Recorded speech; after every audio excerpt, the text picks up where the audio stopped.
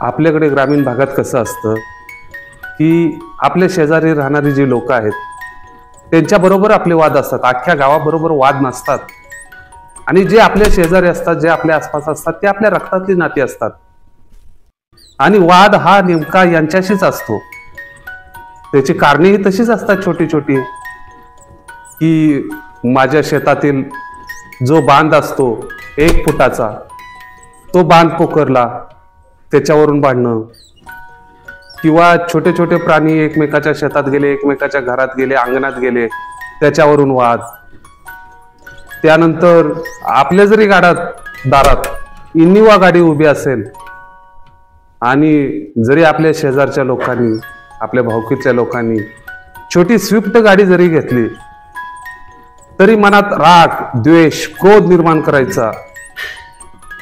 त्याला बघतो, त्याला धाकवतो, त्याला अडवतो, कसा जातोय बघतो, त्याची जिरवतो. या गोष्टीचा मित्र अवलंब केला जातो. आणि त्यातून होतं काय की मानसिक स्थिती, मानसिक विचार बदलले जातात.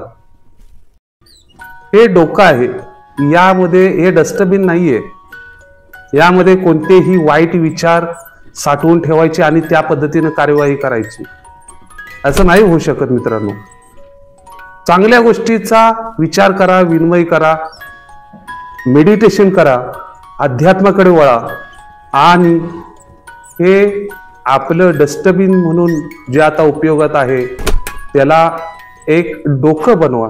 त्याच्यातील राग, द्वेष, सगळ्या वाईट भावना काढून टाका. अध्यात्मानं ते साध्य होतं. आणि तुमची मानसिक परिस्थिती, मानसिक स्थिती ही पूर्णतः एक नॉर्मल वैचारिकतेने प्रवाह करते. आणि त्यानंतर कोणत्याही छोट्या मोठ्या गोष्टीचा किंवा कोणाचाही राग सहजासहजी आपल्या मनाला स्पर्श करू शकत नाही.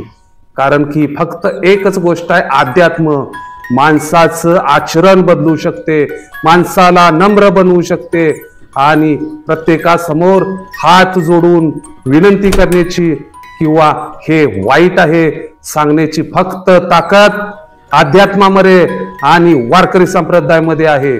धन्यवाद.